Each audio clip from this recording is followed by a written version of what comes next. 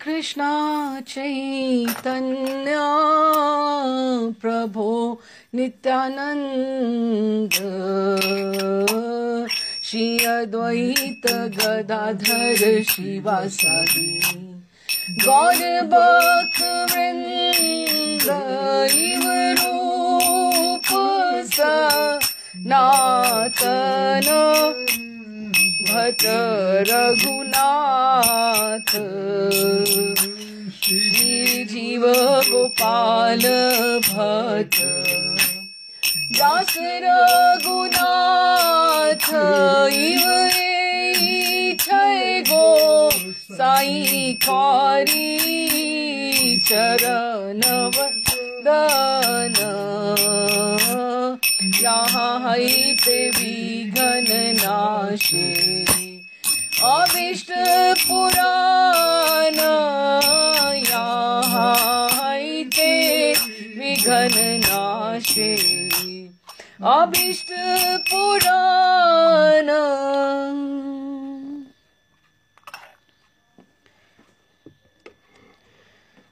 अच्छा जी, अभी हम लोग धीरे धीरे सब जैसे आगे कथा फ्लो में जा रही है। प्रभुपाद जी की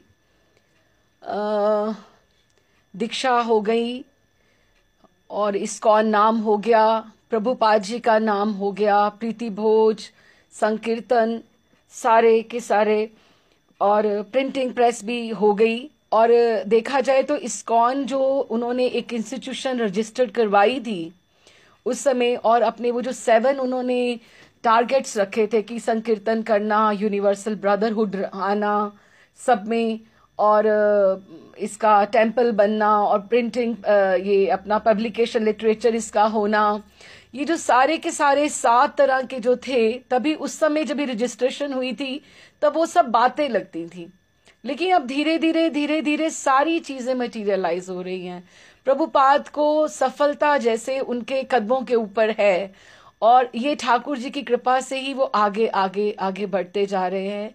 शरीर से चाहे वो कुछ अशक्त है, लेकिन उनका मानसिक बल, उनका मनोबल, आत्मबल उनका बहुत ऊपर है इस समय।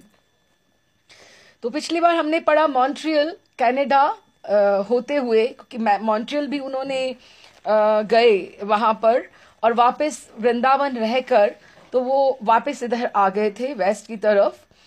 तो हमने थोड़ा सा पीछे पढ़ते हैं कि प्रभुपाद के गुरु श्रील भक्ति सिद्धांत सरस्वती की इच्छा थी कि यूरोप में कृष्ण भक्ति का प्रसार हो। अब प्रभुपाद का मन है कि जिस तरह से अमेरिका में हो गया है, थोड़ा थोड़ा सेंटर्स बन गए हैं, लॉस एंजलिस में हो गया, मॉन्ट्रियल में इधर हो गया, इधर न्यूयॉर्क में है, सैन फ्रांसिस्को, बफेलो, बॉस्टन, ये सेंटा फे में, मतलब ये सब बनते जा रहे हैं, और इधर अभी सब लोग हैंडल कर रहे हैं। तो हम लंदन की तरफ चलें, उधर की तरफ हम देखें इंग्लैंड में कि वहां पर क्या है। किंतु उन्होंने अत्यंत अनुभव सन्यासियों को लंदन भेजा था 1930 में। किंतु वे बिना कुछ किए वापस चले आए थे।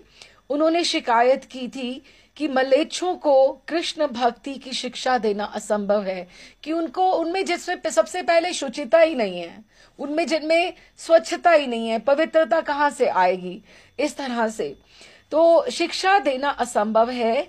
यूरोप वासी अधिक देर तक वैष्णव दर्शन नहीं सुन सकते, कि दर्शन मतलब फिलॉसफी। तो भी प्रभुपाद को विश्वास था कि उनके शिष्य सफल होंगे, और वे यूरोप में इस्कॉन केंद्रों की स्थापना में उनकी उसी तरह सहायता करेंगे जिस तरह उत्तरी अमेरिका में की थी। निश्चय ही ऐसी सफलता से श्रील भक्ति सिद्धांत सरस्वती अत्यधिक प्रसन्न होंगे। प्रभुपाद जी ने बताया कि एक व्यक्ति को सड़क पर पड़ी हुई एक तुम्बी मिल गई थी। तुम्बी मतलब एक वो जो सूखा वो जो होता है, पंपकिन जैसा होता है, जिससे अगर आपने वीणा देखी हो तो इस तरह से वो उसका नीचे का पार्ट जो होता है उसको तुम्बी बोलते हैं, या सितार को जैसे बोलते हैं। तुम्बी, उसका डंडा और एक तार, ये 3 चीजें मिल गई थी। तो अभी जब भी वो अलग अलग से है तो उसका कोई वैल्यू नहीं है, कोई उसका महिमा नहीं है, कोई उसकी महत्वता नहीं है। लेकिन अगर वो तीनों चीजें इकट्ठी कर दी जाए, तुम भी वो जो उसका है ड्राई पोर्शन जो है उसको अगर डंडे के साथ अटैच कर दिया जाए, उस पर तार लगा दी जाए, तो उसमें बहुत सुंदर स्वर आना प्रारंभ हो जाता है। तो ये तीनों वस्तुएं अपने आप में निरर्थक थीं, किंतु तुम भी दंड तथा तार को अगर हम एक साथ मिला लें तो वीणा बन जाती है, जिससे वे मधुर संगीत का उद्घोष करती है। इसी प्रकार प्रभुपाद पश्चिम में आए थे और उनके हाथ इधर उधर कुछ परित्यक्त युवक लग गए थे कि हमने देखा कि टीथिंग प्रॉब्लम्स प्रभुपाद को पूरा 1 साल वहां पर अमेरिका में आई, लेकिन अभी वो अमेरिका में कंफर्टेबल है। और ये टीथिंग प्रॉब्लम्स जो भी आनी है उनको हर कंट्री में आनी है। भारत में तो पहले शुरुआत ही नहीं हुई। अभी जब भारत में मुंबई का बनेगा, जुहू का जो मंदिर है वो बनेगा, इवन रमन रेती का जो इस्कॉन टेम्पल है उसकी कितनी प्रॉब्लम्स आई हैं, वो धीरे धीरे हम सब पढ़ेंगे। So nothing was so easy for him. तो इवन मायापुर की बहुत ज्यादा प्रॉब्लम्स आई हैं, लेकिन सबसे ज्यादा मुझे लगता है प्रॉब्लम्स आई हैं उनको जुहू, बॉम्बे में। सबसे ज्यादा जुहू मुंबई में आई है। तो लेकिन हम धीरे धीरे हम सब पढ़ेंगे। तो ये जो प्रभुपाद को पश्चिम में ये जो आए और 1 साल के बाद ऐसे कुछ युवक जो परित्यक्त मीन्स जो सोसाइटी के द्वारा त्यागे गए थे, जिनका उनका सोसाइटी से, अपने परिवार वालों से जिम्मेदारी नहीं, कुछ नहीं, उनको ऐसा कुछ उसमें इंटरेस्ट ही नहीं है, तो वो उन्होंने ऐसे युवक हाथ लग गए थे। वे स्वयं भी न्यूयॉर्क सिटी के लोगों के द्वारा परित्यक्त हो चुके थे, सोसाइटी भी उन्हें नहीं चाहती थी। तो उन्होंने, किंतु ईश्वर की कृपा से वो निरर्थक थे। प्रभुपाद भी यूं ही घूम रहे थे और वो लोग भी ऐसे थे, लेकिन it was such a planning in a way कि वो जब दोनों मिले, ये संयोग सफल रहा, वो आगे बढ़ गया। यदि उनके शिष्य निष्ठावान बने रहे और उनकी आज्ञाओं का पालन करते रहे, तो प्रभुपाद को उनका मनोबल इतना ऊंचा था कि वो यूरोप में भी सफल होंगे। तो अभी यूरोप के लिए उन्होंने फिर से वापस से, जैसे न्यूयॉर्क से पहला स्टेप लिया था मुकुंद माइकल ग्रांट ने और श्याम सुंदर ने, जिन्होंने रथ बनाया है। प्रभुपाद के सबसे निष्ठावान वही थे सबसे पहले। कीर्तनानंद तो प्रभुपाद के साथ ही थे, अच्युतानंद, ब्रह्मानंद वो थोड़ा लिटरेचर की तरफ वो देख रहे हैं। हार्वे काहन जो है हॉवर्ड, वो देख रहा है प्रभुपाद का जो प्रिंटिंग प्रेस है वो उसकी तरफ देख रहे हैं। तो बाकी जो सत्य स्वरूप है वो बॉस्टन की तरफ देख रहे हैं। ऐसे डिवीजन स्प्लिट हो गए हैं। तो ये सैन फ्रांसिस्को का जिम्मेदारी किसी और को देकर प्रभुपाद ने श्याम सुंदर और मालती, उनकी पत्नी, और मुकुंद और जानकी जो उनकी पत्नी, उनको बोला कि आप यूरोप जाइए। अभी प्रभुपाद के हाथ में ऐसे लोग हैं निष्ठावान, और उनकी ऐसी उम्र है, और वो स्ट्रगल कर सकते हैं जो प्रभुपाद नहीं कर सकते हैं। कि उनको था कि पहले वहां बाहर जाकर आप पाम वो लोग जमा लें, फिर मुझे सब ऑर्गेनाइज करके बुलाएं, क्योंकि प्रभुपाद ऐसी स्थिति में शारीरिक नहीं है कि वो खुद जाकर वहां पे ऐसे स्टैब्लिश कर सके जैसे वो अमेरिका में आए और 1 साल उन्होंने स्ट्रगल किया। तो उन्होंने लंदन की यात्रा के लिए उत्सुक 3 दंपति जो थे, 3 couple, Mukund Janaki, Michael Grant हो गया, श्याम सुंदर मालती अपनी पुत्री सरस्वती के साथ, और गुरुदास यमुना, ये 3 कपल्स जो थे ये पहले मॉन्ट्रियल आए। इन तीनों दंपतियों ने सैन फ्रांसिस्को मिलकर एक मंदिर खोला था, जहां से वे श्रील प्रभुपाद के घनिष्ठ संपर्क में आ चुके थे। इन्होंने हैट एशबरी के हिप्पियों के बीच कीर्तन, प्रसाद वितरण तथा रथ यात्रा का शुभारंभ करने में प्रभुपाद की सहायता की थी। तो इन तीनों दंपतियों ने सैन फ्रांसिस्को में भी खोला था। तो इन्होंने हैट एशबरी के हिप्पियों के बीच कीर्तन, प्रसाद वितरण तथा रथ यात्रा का शुभारंभ करने में प्रभुपाद की सहायता की थी। अब वे लंदन में कृष्ण भक्ति का प्रचार करने में उनकी सहायता करने के लिए उत्सुक थे कि वो आगे करना चाहते हैं। अब ठाकुर जी का किस समय क्या प्लानिंग रहता है हमें नहीं पता लगता, और सबसे बड़ी बात है कि we are the instruments in the hand of Krishna. Thakur ji हमें नहीं पता वो हमें कहाँ कहाँ स्थापित करते हैं और किस तरह से वो हमें यूज करते हैं अपने मिशन के लिए। और हमें ये बात के लिए बहुत प्रसन्नता होनी चाहिए। मैं एक बहुत अच्छा आपको एग्जाम्पल बताना चाहती हूँ। दिस इज समथिंग पर्सनल, पर कोई नहीं, it's inspiring thing, so everybody should know. यहाँ के मंदिर की ही बात बता रही हूँ, उमापति प्रभु यहाँ पे ये अपना इस्कॉन नैरोबी की बात बता रही हूँ। यहाँ हमारे अनंत दास गोपाल कृष्ण महाराज जी के शिष्य अनंत दास प्रभु अमित रावल पीछे आए भी थे अभी ये जो सेरेमनी थी यहाँ पर। तो बहुत बहुत अच्छे हमारे उनके साथ बहुत अच्छे रिलेशंस रहे। वो यहाँ से फ्लोरिडा गए कुछ साल पहले, जब बच्चों की एजुकेशन के हिसाब से वहां पर थोड़ा उनका, क्योंकि नैरोबी में भक्ति बहुत है, उनको बहुत यहाँ का जो संघ था परिकर एकदम से छूट गया। उनको वहां पर जाकर एकदम से मन उनका बहुत फोन आता था, उदास भी रहते थे। लेकिन देखो प्रभुपाद का कितना बड़ा मिशन पीछे है, उनके वो बात के पीछे उनका कितना बड़ा मिशन है।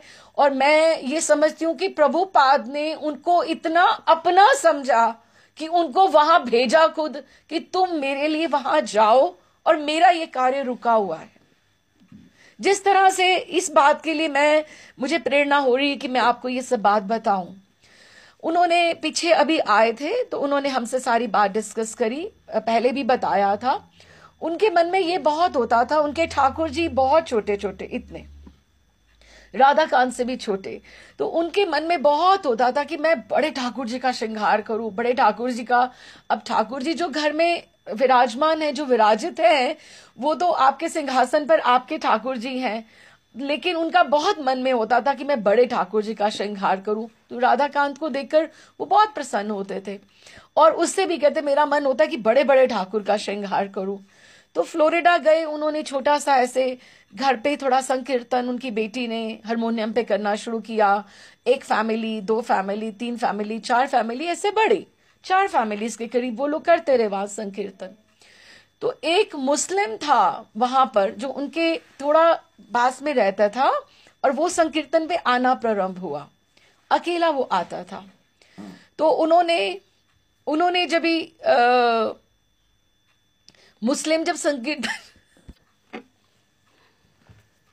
सॉरी तो एक वो मुस्लिम था जो उनके वहां संकीर्तन पे आया करता था, कुछ रोज वो कुछ महीने आता रहा। तो फिर उनकी शायद वहां से उनका बहुत वहां पे सेटिंग नहीं हो पाई, एडजस्टमेंट वहां पे नहीं हो पाई, तो उनको फ्लोरिडा से वहां पे कनाडा वहां पे शिफ्ट होना पड़ा। टोरंटो के आगे कोई जगह है, मेरे उतर रहा है। तो जब उन्होंने शिफ्ट करना था वहां से फ्लोरिडा से, तो उनको उन्होंने कहा कि फ्लोरिडा से उनको कनाडा वहां पे शिफ्ट करने में अभी कुछ महीने थे, तो वो एक बड़े घर में शिफ्ट कर रहे थे। तो वहां से तो उन्होंने, वो जो मुस्लिम था, उन्होंने उनको बोला कि आप बड़े घर में शिफ्ट हो रहे हैं तो मेरे पास मैं आपको कुछ देना चाहता हूँ आपको कुछ गिफ्ट। उन्होंने सोचा कुछ ऐसे गिफ्ट होगा, तो कहते कि आप ऑफिस के बाद आप इस समय आ जाइएगा तो मैं आपके लिए ले आऊंगा। तो उन्होंने वो जब आए तो उनका जो बिल्डिंग थी उनकी वहां पर गैराज में उन्होंने बहुत बड़ी गाड़ी लेकर आए। तो उन्होंने बॉक्सेस के बॉक्सेस, उनको समझ में नहीं आया कि एक बॉक्स उतारा उन्होंने, 2 उतारे, 3 उतारे, 4, 5, इस तरह से करके उन्होंने कितने ही बॉक्स उतारे। और उन्होंने कहा आप, मुझे इस बात की सारी समझ नहीं है, ये आपके नए घर के लिए है, तो आप इसको अपने आप देखिएगा आराम से। तो ये मेरे पत्नी, उसकी जो पत्नी थी इनफैक्ट वो वहां पे अमेरिकन थी और उसकी डेथ को 2 साल हो गए थे। तो ये कहती कि मेरी पत्नी का ये सब सामान था, तो उसको उस बात की समझ नहीं थी, लेकिन वो he was looking for some good devotee to hand over all those things to a good devotee.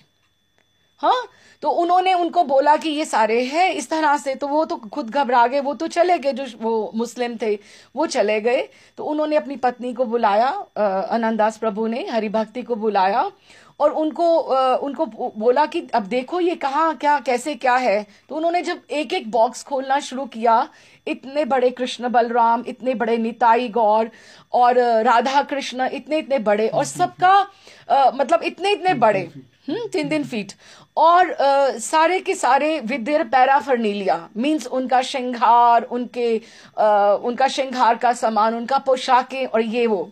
फिर उन्होंने उनको बोला, उनको लगा कि हमारे नए घर के लिए कुछ गिफ्ट देना चाहते होंगे, छोटा मोटा या जो भी है, हमारे यहाँ आते रहे हैं, हम उनकी लोकेलिटी में हैं। तो उन्होंने उनको पूछा फोन करके कि प्रभु जी ये क्या है, ये सब कुछ मैं समझा नहीं। कहते नहीं, मुझे लगा कि जितना आप में डेडिकेशन है, डिवोशन है, you are the right person. ये 2 साल से सब बंद पड़ा है, I was looking for some right devotee कि मैं जिसके हैंड ओवर कर पाऊं, कि मेरी पत्नी ये सब करती थी, लेकिन उनके जाने के बाद मैं कुछ सेवा नहीं कर पाया, लेकिन किसी को दे भी नहीं पाया। तो आज मुझे लगा this is the right occasion. फिर उन्होंने आगे बताया, जैसे वो नए घर में शिफ्ट हुए, 1 हफ्ते में जैसे शिफ्ट होना था, उन्होंने एक इतना बड़ा प्लेटफॉर्म तैयार किया, और जिस तरह से उनकी स्थापना हुई वहां पर, और बड़ा वो विधिवत, रावल है, ब्राह्मण है, वो विधिवत उन्होंने करा। और उनके पास तो जगन्नाथ तो उनके बहुत बड़े पहले ही थे उनके पास। तो अभी वो कनाडा में क्या नाम है रखी जगह का, मुझे एकदम से दिमाग से उतर रहा है। अभी वो रथ यात्रा उनके ही वहां से निकलती है, 4000 लोग वहां से होते हैं, और उनके घर से दर्शन करते हुए रथ यात्रा वहां से निकलती है। उनके घर के जो ठाकुर जी हैं, जगन्नाथ जी, वो रथ में बैठकर वो आगे निकलते हैं। तो अभी आप ये समझिए कि वो जब यहां से गए, ही वॉज वेरी कंफर्टेबल, भक्ति में संग छूट गया, लेकिन प्रभुपाद ने उनको कितना वहां पर, मैं उनको ये बोलती थी कि मैं भैया आप ये बात समझ के देखो कि आप कितने प्रभुपाद के, अपने गुरुदेव के कितने आप शरणागत हो, कितने निष्ठावान हो, कि उन्होंने आपको एक मोहरा पकड़ के यहां से उठाकर वहां भेजा। वहां पर कोई ठाकुर के विग्रह आपकी प्रतीक्षा कर रहे हैं, अब आप जी भर के उनकी सेवा कर सकते हो, और अब आप इतने लोगों को आगे प्रेरित कर रहे हो। तो कितनी बड़ी बात है कि आप इतने बड़े हो गए हो कि आपका गुरु आपको एक इंस्ट्रूमेंट की तरह आपको यूज कर रहा है। तो ये पीछे से जो डायरेक्शंस है, हमें अभी नहीं समझ में आ सकता कि कौन किस तरह से कहां पर प्लेस्ड है, लेकिन धीरे धीरे हमें समझ में आता है कि हमारे जीवन में भी जो प्रगति होती है, प्रोग्रेस होती है, वो किस तरह से धीरे धीरे आगे होती है, और हम किस तरह से हो रहा है। इसी तरह से हम वापस इधर आते हैं, क्योंकि मुझे ये प्रेरणा हुई कि किस तरह से प्रेरित करने के लिए और कॉमन मासेस को उठाने के लिए, हमें बढ़ाने के लिए, प्रोग्रेस करने के लिए ऐसे रहता है। तो ये अब 3 दंपति जो हैं वो यहाँ आए। इन्होंने ही सैन फ्रांसिस्को में मंदिर खोला था, जहां वे श्रील प्रभुपाद के घनिष्ठ संपर्क में आ चुके थे। So they were like the family members, they were the pillars for ISKCON in the beginning, like pioneers with Prabhupada. उन्होंने हैट एशबरी के हिप्पियों के बीच कीर्तन, प्रसाद वितरण तथा रथ यात्रा का शुभारंभ करने में प्रभुपाद की सहायता की थी। अब वे लंदन में कृष्ण भक्ति का प्रचार करने में उनकी सहायता करने के लिए उत्सुक थे, क्योंकि उन्होंने ये समझ लिया था कि ये प्रभुपाद का ये मिशन अकेलों का नहीं है, हमें अपने गुरु के मिशन में, उनकी डिजायर में उनको हेल्प करना चाहिए। प्रभुपाद ने इन तीनों दंपतियों को 1 या 2 सप्ताह तक अपने साथ मॉन्ट्रियल में रहने के लिए कहा, जिससे वे उन्हें कुछ और तरह के कीर्तन भी सिखा सके, ठीक से कीर्तन का प्रशिक्षण दे सके। हरे कृष्ण का कीर्तन कोई रंगमंच का कौशल तो था नहीं, जिस तरह से कोई स्टेज परफॉर्मेंस होती है ऐसे ही नहीं, उसमें निष्ठा चाहिए, विश्वास चाहिए, अपितु ये भक्ति का कार्य था जिसे शुद्ध भक्ति संपन्न कर सकते थे, कि हम में पहले शुद्धता होनी बहुत आवश्यक है। कोई व्यवसायी गवैये नहीं थे, वो गवैये नहीं थे। वही ना, आपको किसी को सुनाना हो वो अलग बात है, और ठाकुर के लिए गाना हो, ठाकुर को रिझाना हो, वो अलग बात है कि संगीत और भजन और परफॉर्मेंस में फर्क रहता है। समझ में भाव हमारा तभी जुड़ता है जब हम भगवान के लिए गाते हैं। फिर भी यदि प्रभुपाद के शिष्य गाने में माहिर हो सके, उन्हें लगा कि अगर उनमें और भी थोड़ी सी परफेक्शन आ सके तो लंदन वासी जो होंगे कृष्ण भक्ति को और अच्छे ढंग से वो ग्रहण कर सकेंगे। भारत में स्वास्थ्य लाभ करने के समय भी प्रभुपाद अपना आंदोलन चालू रखने के लिए अमेरिका लौटने के लिए सदैव सोचते रहे थे। भारतीय लोग तो केवल उनको लगता था कि इंद्रिय तृप्ति में रुचि रखने वाले थे, कि भारतीयों को फुर्सत नहीं है मीन्स उनको क्या है कि sometimes we people take things for granted, कि भगवान तो हमारे ही हैं। उनको ये पता है कि चलो राम कृष्ण हमारे अपने ही हैं, जब मन होता मंदिर चले जाते हैं, लेकिन उनमें उतनी ऑस्टेरिटीज नहीं आ पाती हैं जिस तरह से। किंतु अनेक अमेरिकन जो युवक थे अपने अपने पिता की संपत्ति से मोह विमुख होकर ना तो उनके घरों में लौटना चाहते थे, उनके बड़े बड़े घर थे, उनके घरों में लौटना नहीं चाहते थे, और ना ही उनके बिजनेस को करने में उनको कोई रुचि थी कि हमें वैसा नहीं करना है। चूंकि प्रभुपाद ने न्यूयॉर्क सिटी तथा सैन फ्रांसिस्को में को अपने प्रवास काल में देखा था और हजारों युवक भौतिकता के विकल्प की खोज में थे, means they were looking for a substitution in the life, कि हमें we don't want materialistic life, we want some better life, क्योंकि we have seen our parents growing पैसा पैसा पैसा, इंद्रिय तृप्ति, मटीरियलिज्म, कहां तक, there should be some end to it, कि इसके बाद और क्या, आगे क्या।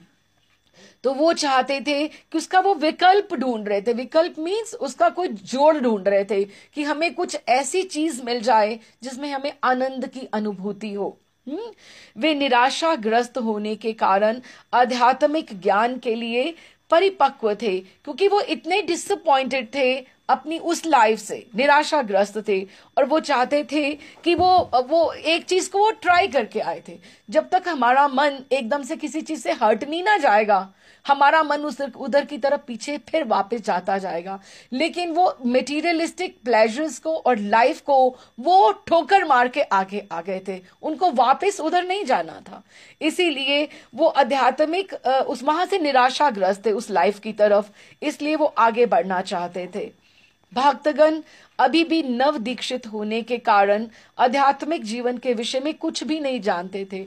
अगर हम सोचें तो लिटरली अगर इनकी दीक्षित लाइफ 1-1.25 साल की है, इससे ज्यादा तो नहीं है ना, तो इससे और वो बचपन से उनमें ये संस्कार नहीं था। ओके, मॉरली वैसे they are very good, they are very dedicated and committed and determined, सब लोग बहुत अच्छे हैं, लेकिन अभी इतना नवदीक्षित होने करके उनको बहुत एकदम से ज्ञान नहीं आया, क्योंकि टाइम ही कहाँ मिला। प्रभुपाद अभी बीच में 3-4 महीने बीमार हो गए, बीच में वहां पे इंडिया भी चले गए, तो उनका संपर्क प्रभुपाद के साथ कितना था। लेकिन डेडिकेशन, निष्ठा उनकी, और भौतिक जीवन के विषय में भी उनमें से अधिकतर का ज्ञान स्वल्प था, कि वो उनको पीछे भी नहीं मुड़ के देखना था, आगे ही बढ़ना था। वे निष्ठापूर्वक कृष्ण भक्ति को ग्रहण कर रहे थे, अतः प्रभुपाद को विश्वास था कि अगर उनमें कुछ दोष उभरते भी हैं तो उनकी आध्यात्मिक उन्नति अवरुद्ध नहीं होगी, क्योंकि भगवान ने अगर उनका एक बार हाथ पकड़ा है तो वो उनको आगे ही आगे लेकर जाएंगे। यद्यपि ये पाश्चात्य नवयुवक जन्म से सुंदर थे, किंतु अब गंदे तथा खिन होने से उनकी सुंदरता छिप गई थी, क्योंकि उनमें पवित्रता, शुचिता धीरे धीरे आएगी ना, सब लर्निंग से, सब प्रोसेस के साथ ही आएगी। किंतु प्रभुपाद का कहना था कि कृष्ण के जप से, कि जब जैसे वो जप करते जाएंगे उनका मार्जन अपने आप होता जाएगा, अपने आप लर्निंग होते जाएगा, और ठाकुर जी उनके हृदय में बैठ के उनको और ज्ञान देंगे और प्रेरणा देंगे और वो और सुलझते जाएंगे। कृष्ण के जब से वे उसी तरह प्रफुल्लित हो रहे थे जिस प्रकार मॉनसून के आने से वृंदावन लहलहा उठता है, कि वृंदावन जैसे बारिश में एकदम सुंदर लगना शुरू हो जाता है, तो वो जब से और निखर कर आएंगे। जिस प्रकार वृंदावन के मयूर आनंद मग्न होकर कभी कभी नाच उठते हैं, उसी प्रकार भक्तगण अपने भौतिक बंधनों को छोड़कर अब प्रसन्नता से नाच रहे थे और पवित्र नाम का जप कर रहे थे। जब एक रिपोर्टर ने प्रभुपाद से पूछा, क्या आपके शिष्य हिप्पी हैं? तो उन्होंने उत्तर दिया, नहीं, हम हिप्पी नहीं, हम हैप्पी हैं। कि हमारे जो शिष्य हैं वो हैप्पी हैं, क्योंकि वो चैंटिंग करते हैं, इसलिए वो हैप्पी हो जाते हैं, वो प्रसन्न दिखाई देते हैं। श्रील प्रभुपाद अपने शिष्यों के लिए अतिथि व्याख्याता या औपचारिक मार्गदर्शन से बढ़कर गुरु थे। वे उन्हें अपना वास्तविक पिता मानते थे और प्रभुपाद भी शिष्यों को अपने परिवार से बढ़कर अनुरक्त तथा वत्सल मानते थे। प्रभुपाद इन तरुण अमेरिकन बालकों तथा बालिकाओं को अपने देश के फूल कहते थे कि आप लोग इतने सुंदर फूल हो, लेकिन आपकी जो शक्तियां हैं वो मुरझा गई हैं, क्योंकि आप में खिन्नता बहुत थी। अब जितना आप जप करते जाओगे, आप ब्लॉसम होते जाओगे, आप खिलते जाओगे। और कहते थे कि आप सबके ऊपर भगवान चैतन्य का साक्षात आशीर्वाद है, जो वो अपना कार्य करवा रहे हैं आपसे। वही बात होगी ना कि you are the chosen ones, कि आपको चुना है चैतन्य महाप्रभु ने अपने कार्य के लिए, उसको मिशन को आगे बढ़ाने के लिए। प्रभुपाद उनको गाइड कर रहे हैं, हेल्प कर रहे हैं, उनको एकदम से सूत्रधार की तरह उनको पकड़ के हर एक को एक एक दिशा दिखा रहे हैं। लेकिन वो लोग भी पिलर्स हैं, वो जो आगे बढ़ते बढ़ते बढ़ते वो सब जगह पे फैला रहे हैं। तो उनको चैतन्य महाप्रभु का आशीर्वाद प्राप्त था। प्रभुपाद अपने अमेरिकन शिष्यों से कहते कि तुम ही अपने देश को बचा सकते हो। वे उनको विधि बता रहे थे, किंतु उसे व्यवहार में लाना उनका काम था। कि अगर तुम चाहो तो तुम्हारे देश में ये जो सब हो रहा है, मैं तुम्हें विधि बताता हूं, बचाओगे तुम, काम में तुम्हें लाना होगा, लेकिन कैसे मैं तुम्हें बताऊंगा, लेकिन काम तुम्हें स्वयं करना होगा। प्रभुपाद अपने शिष्यों को प्यार करते और वो भी उन्हें उतना ही स्नेह करते। प्रेम के वशीभूत होकर वे उन्हें ऐसे महानतम भक्ति, एक खजाना जैसे इंसान जैसे प्यार करे किसी के साथ, उसको अपनी सारी चीजें दिखाता है, खोल खोल के दिखाता है, तो उसे वो महानतम कोश भक्ति का प्रदान करना चाहते थे। और वो इतना प्रभुपाद के साथ वो प्रेम के वश में थे कि उनके आदेशों का पालन कर रहे थे। और आध्यात्मिक जीवन का सार भी यही था कि आप गुरु का आदेश आप मानो। इसी प्रेम के बल पर कृष्ण भावनामृत आंदोलन बढ़ेगा। उनकी निष्ठा, उनका डिटर्मिनेशन और इधर से प्रभुपाद की गाइडेंस, प्रभुपाद का आगे का उनका डायरेक्शन बताना, वो ऐसे ही कोलैबोरेशन के साथ वो आगे मिशन बढ़ना है। इसमें कोई आश्चर्य की बात नहीं थी कि कुछ शिष्य जो थे, कुछ दीक्षित होकर भी पुराने भौतिक जीवन में वापस चले गए थे, क्योंकि वो प्रभुपाद के साथ इतने इन टच नहीं रहे थे। किंतु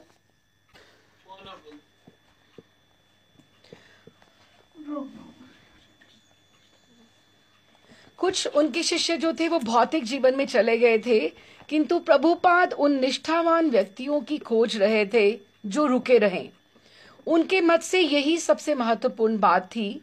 अनेक तारों की तुलना में एक चंद्रमा अत्यंत महत्वपूर्ण है, कि छोटे छोटे कुछ ऐसे हों, उससे ज्यादा कोई पावरफुल कोई डिवोटीज आगे आए तो वो ज्यादा अच्छा है। इसी प्रकार कुछ एक निष्ठावान कर्मी आश्चर्यजनक कार्य कर सकते हैं। जो निष्ठावान एवं बुद्धिमान हैं वे रुके रहेंगे और भगवान चैतन्य उन्हें अपनी कृष्ण प्रेम वितरित करने की इच्छा पूर्ति करने के लिए शक्ति प्रदान करेंगे। कि अगर थोड़े से ऐसे लोग हों जो मोर एनर्जेटिक और मोर डिटर्मिन्ड एंड मोर डेडिकेटेड हों, तो वो आगे चैतन्य महाप्रभु उनमें अपनी शक्ति का संचार करके उनको आगे बढ़ा सकते हैं। इसी प्रकार भक्तों के जीवन सफल होंगे। निस्संदेह अनेक शिष्यों को पहले से ही इस घटना का अनुभव हो रहा था कि अगर हमें प्रभुपाद कहीं भेज रहे हैं तो ये प्रभुपाद हमसे कोई कार्य करवाना चाहते हैं।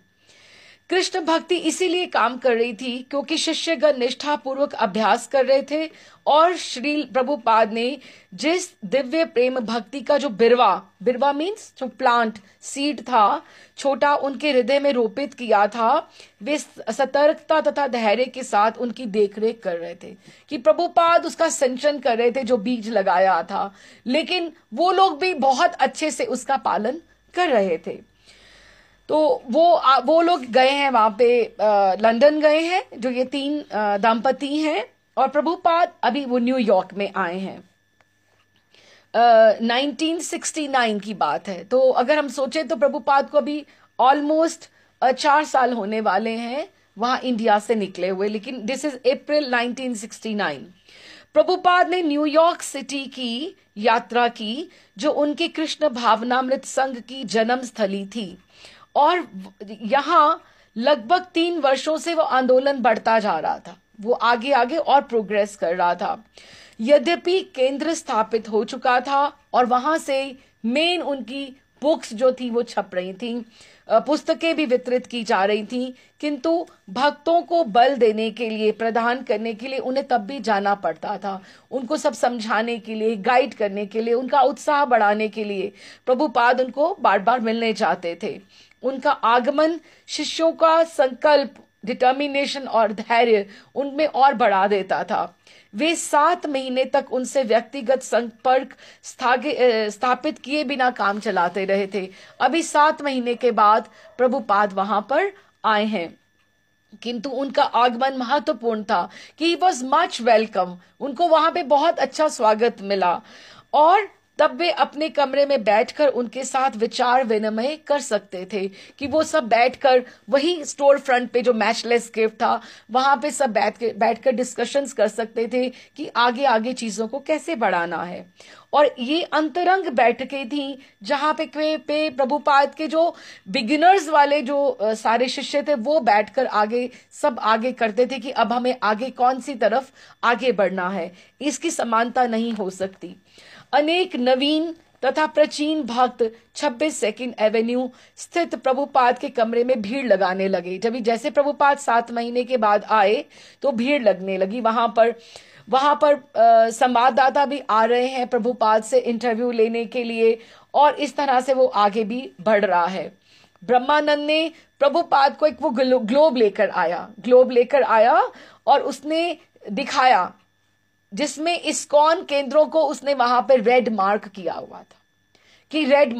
हुआ था, जिसमें इस्कॉन केंद्रों को प्रदर्शित किया गया था, और उसने बताया कि प्रभुपाद अब हमारा एक केंद्र नॉर्थ कैरोलिना में भी है।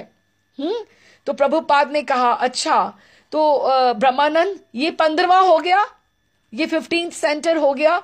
तो धीरे धीरे अब ये देखिए कि 4 साल में 4था साल है, 1 साल तो ऐसे ही गया, उसके बाद ये 3 साल में ये 15वां सेंटर है जो प्रभुपाद ने कि शिष्यों ने आगे बढ़ाया।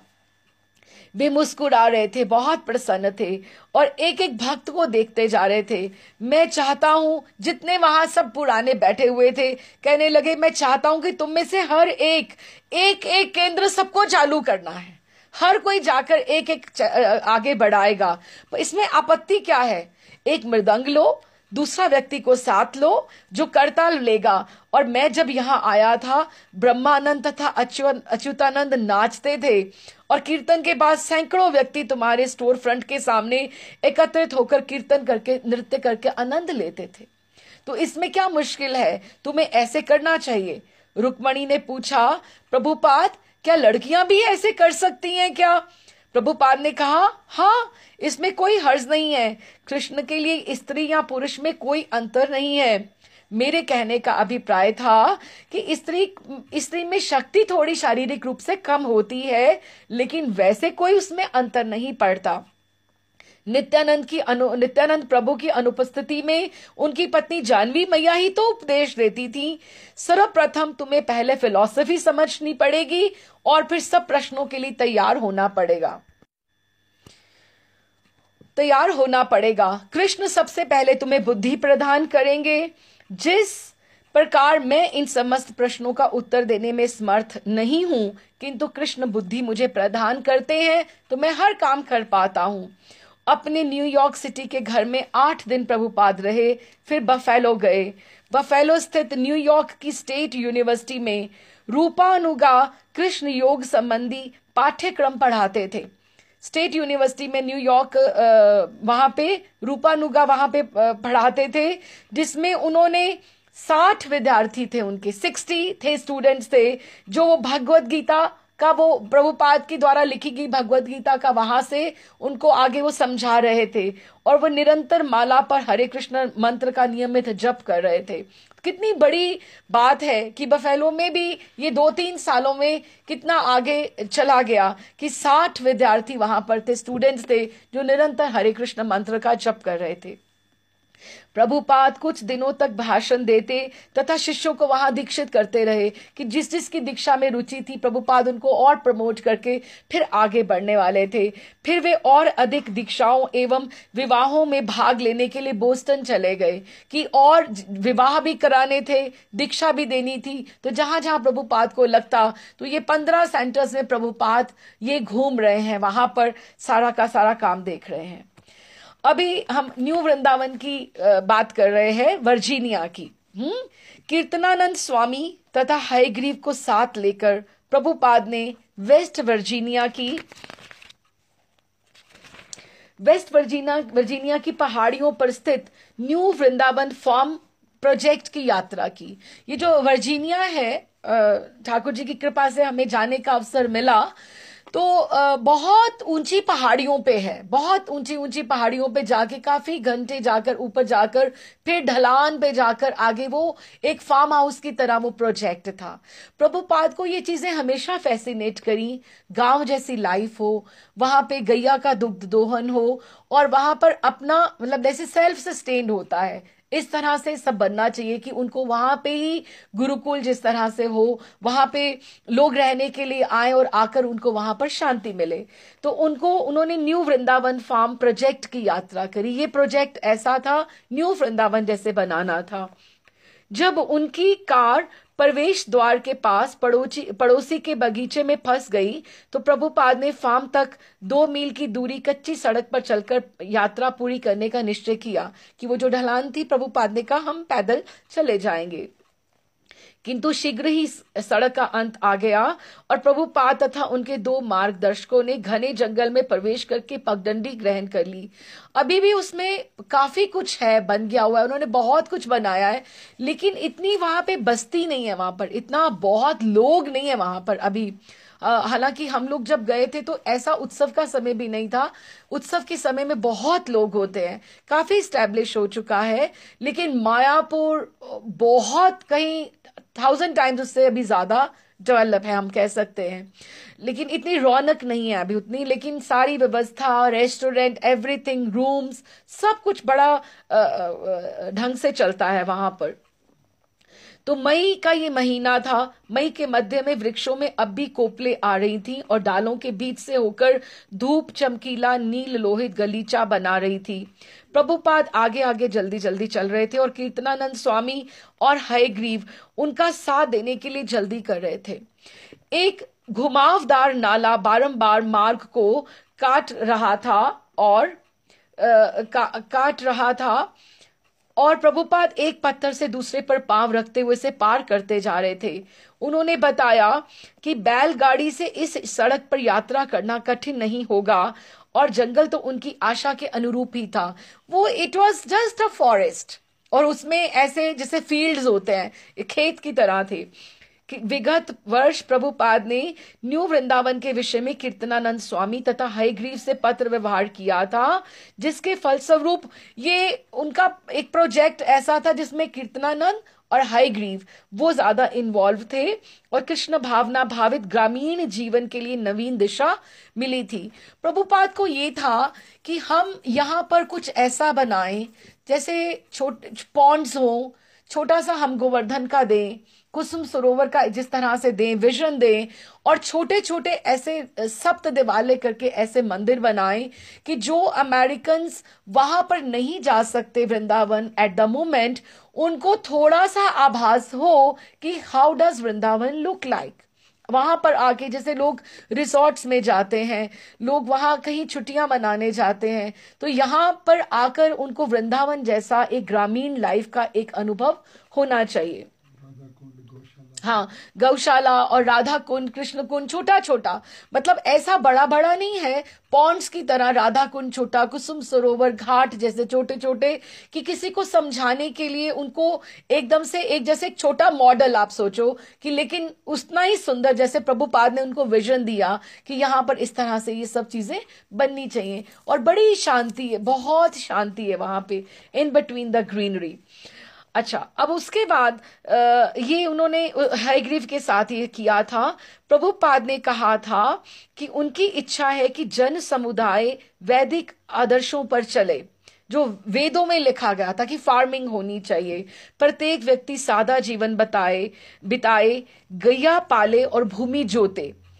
भक्तों को क्रमशः इन विचारों को विकसित करना होगा, इसमें समय लगेगा, किंतु प्रारंभ में ये बात थी सादा जीवन हो और उच्च विचार हो। वहां पर जीवन बड़ा सिंपल जीवन, वहां पर ग्रामीण जैसे विलेज लाइफ जिस तरह से होती है। मूल सिद्धांत होना चाहिए कि सादा जीवन और उच्च विचार। चूंकि ये जन समुदाय शहर से सर्वथा कटा हुआ रहेगा, अतः हमें शुरू शुरू से असुविधा रहेगी, क्योंकि वहां पे लॉजिस्टिक्स के हिसाब से देखें, सब सामान आना करना, अभी भी बहुत चढ़ाई है, कार भी ऊपर जाती है जैसे, तो बहुत घुमावदार और बहुत ऊपर चढ़ाई पर जाकर ये आता है, तो असुविधा तो होगी, किंतु जीवन शांतिपूर्ण तथा इंद्रिय तृप्ति के लिए कठिन श्रम पर आधारित, कृत्रिम, लेकिन उसमें शहर वाली भीड़ भाड़ और इतना शोर और मटीरियलिस्टिक लाइफ जैसा कुछ नहीं होगा, कि वो लगेगा ही नहीं कि that is a part of the America's hustle bustle life जैसे एकदम से होती है। तो ये चिंताओं, शहरी समाज की चिंताओं से पूर्णतया मुक्त होगा। और सबसे महत्वपूर्ण बात ये होगी कि ऐसे समुदाय के सदस्य कृष्ण की सेवा करेंगे तथा उनके पवित्र नाम का जप करेंगे। इसमें 6 गोस्वामीज को भी उन्होंने, और भक्ति विनोद ठाकुर, भक्ति सिद्धांत सरस्वती की प्रसादम हॉल भी है, मतलब बहुत सुंदर से रीति से सब कुछ बना हुआ है। प्रभुपाद कम ही बोले और पथ पर इस तरह आगे बढ़ते रहे मानो अपना घर हो, जैसे प्रभुपाद यहाँ पहले आए हों। वे एक नाले के निकट रुके और कीर्तनानंद स्वामी ने, हयग्रीव ने घास पर उनके लिए एक चादर बिछा दी और जिस पर वो बैठ गए। उन्होंने कहा, हम कीर्तनानंद के लिए रुक रहे हैं, क्योंकि वो थक गए। अभी थके तो वो खुद थे प्रभुपाद, लेकिन ऐसे कह रहे हैं क्योंकि हम कीर्तनानंद के लिए रुक रहे हैं, मैं तो अभी थका नहीं हूं, हम किसके लिए रुक रहे हैं। प्रभुपाद तथा उनकी टोली के लोगों ने उस नाले का पानी पिया, कुछ देर तक ठहरे और फिर से चल पड़े। जो ही सड़क का मोड़ आया, प्रभुपाद ने सामने टीले की चोटी पर एक साफ पट्टी देखी। उसके ढलान पर एक छोटा सा घर और खलिहान स्थित था। हयग्रीव ने बताया कि इस 120 एकड़ में फैले न्यू वृंदावन भर में ये ही 2 प्राचीन इमारतें हैं, कि एक छोटा सा घर है और एक खलिहान सा जैसे बना हुआ है, यही है। 120 एकड़ की वो जगह थी। चूंकि यहाँ पर गाड़ियां नहीं आती, अतः मार्गों पर ऊंची ऊंची घास फैली है। प्राचीन घर के निकट बेंत वृक्ष अपनी शाखाएं फैले थे। जो बैम्बूज होते हैं वो ऐसे एकदम से, क्योंकि वहां पे कोई रहता नहीं है, तो बैम्बूज बहुत ज्यादा वहां पर जो बैंत हो तो एकदम से ज्यादा ग्रो हो जाते हैं। तो उन्होंने प्राचीन घर के निकट बेंत वृक्ष अपनी शाखाएं फैलाए थे। ये बस्ती मानो अछूते आदि जीवन की तस्वीर थी, कि it was very much green और अछूता, मीन्स लग ही नहीं रहा था कि ये 120 एकड़ जो ये जगह है that is a part of America, जैसे कुछ हिली एरिया और उसके नीचे जाके आराम से ऐसे खेत जैसे ऐसे लग रहा था। प्रभुपाद को न्यू वृंदावन का सादा जीवन बहुत अच्छा लगा और उनके भक्त उन्हें जो भी थोड़ी सादी वस्तु लाकर अर्पित करते उसे वे परम तृप्ति के साथ ग्रहण कर लेते। वे उन्हें दूध में पकाई गेहूं की दलिया लेकर आए। प्रभुपाद कहते, गजब की बनी है। जब उन्होंने रसोई घर की फर्श को वहां गोबर से लिपा हुआ देखा तो एकदम से प्रसन्न हो गए और अनुमोदन किया, ये तो भारतीय गांव जैसा है। प्रभुपाद को अटारी में थोड़ा सा वो ऊपर अपना कमरा बहुत पसंद आया, क्योंकि ये मंदिर कक्ष के ऊपर ठीक ऊपर था। उन्होंने राधा कृष्ण की छोटे छोटे जो विग्रह थे अपने झोले में से निकाले, वो लेकर आए थे कि यहाँ पर प्रस्थापना उनकी करके जाएंगे उनकी। तो छोटे छोटे राधा कृष्ण की छोटी छोटी मूर्तियां निकाली, जिन्हें वे विगत 1.5 मास से अपने साथ लिए हुए यात्रा करते आए थे। अब ये देखो, ये भी एक प्रोजेक्ट है।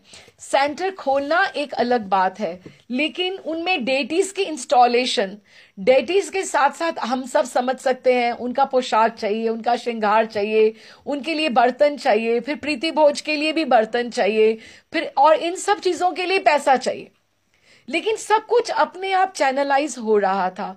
अब प्रभुपाद ने अब ये जो झोले में लेकर आए हैं छोटे विग्रह, ये छोटे ही हैं, लेकिन अभी अगर हम जाएं तो वहां बहुत बड़े, जैसे राधा बांके बिहारी हैं, इतने ही बड़े विग्रह हैं। और सबसे सुंदर यहाँ के नरसिंह भगवान हैं, जैसे मायापुर में नरसिंह भगवान है, उतने ही बड़े, राधा मुझे लगता, हाँ उतने ही बड़े, इतने सुंदर नरसिंह भगवान है। जगन्नाथ हैं, बहुत सुंदर हैं, बहुत बड़े।